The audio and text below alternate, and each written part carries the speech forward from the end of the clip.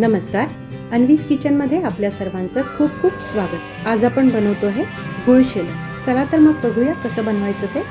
मी इथे घेतलेला आहे लाल भोपळा, 2 चमचे गव्हाचं पीठ, 1 चमचा तूप, 1 वाटी गूळ, 1 चमचा वेलची पूड, 1 चमचा मनुके, 1 चमचा बदामाचे काप आणि अर्धा लिटर दूध। आपण इथे लाल भोपळा साल काढून कट करून घेतलेला आहे। याला आपल्याला कुकर मध्ये 2 ते 3 शिट्ट्या होईपर्यंत शिजवून घ्यायचं आहे। लक्षात घ्या, आपल्याला या लाल भोपळ्यामध्ये पाणी नाही टाकायचं आहे, हा फक्त वाफेवरती शिजवून घ्यायचा आहे आपल्याला।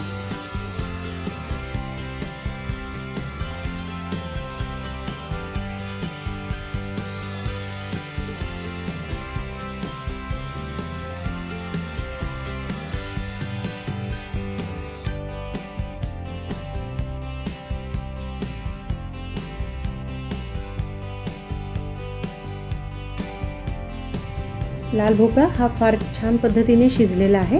याला आपल्याला चमच्याच्या सहाय्याने प्रेस करून घ्यायचा आहे, म्हणजे मॅश करून घ्यायचा आहे अशा प्रकारे।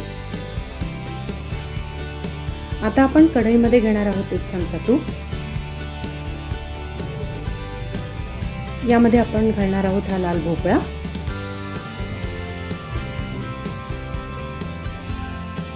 आणि याच्या सोबतच आपण याच्यामध्ये घालणार आहोत 2 चमचे गव्हाचं पीठ।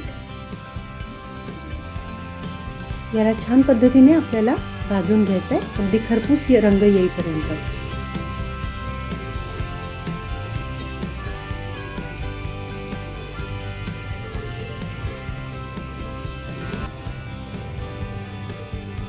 अगदी खरपूस रंग येईपर्यंत आपण याला शिजवून घेतलेला आहे। आता आपण यामध्ये घालणार आहोत दूध। दूध घातल्यानंतर चमच्याच्या सहाय्याने आपल्याला असं प्रेस करून घ्यायचं आहे, म्हणजे त्यामध्ये गुठळ्या राहणार नाहीत। सोबतच आपण टाकतो आहे मनुके, बदामाचे काप आणि वेलची पूड। याला मिक्स करून घ्यायचं आहे।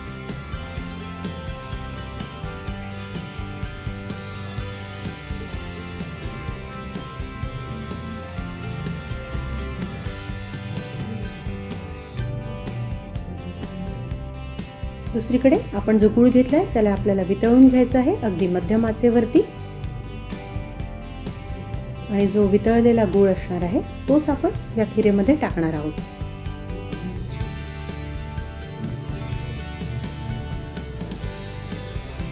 गूळ टाकल्यानंतर आपल्याला एकदा याला परतून घ्यायचं आहे, मिक्स करून घ्यायचं आहे।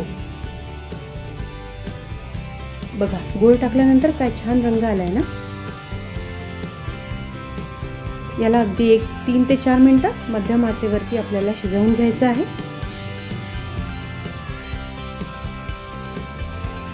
आपलं गुळशेला छान शिजलेलं आहे। आता याला थंड होण्यासाठी आपल्याला 1 तास ठेवायचं आहे। छान थंड झालेलं आहे। यामध्ये आपण टाकणार आहोत पिस्त्याचे काप। आपलं जे गुळशेला आहे ते खूप छान झालेलं आहे आणि खूप नवीन अशी डिश आहे, तर तुम्ही नक्की घरी करून बघा आणि आम्हाला कमेंटद्वारे कळवा। चॅनलला लाईक करा, सबस्क्राईब करा। परत भेटूया काहीशा नवीन रेसिपींसोबत। तोपर्यंत धन्यवाद।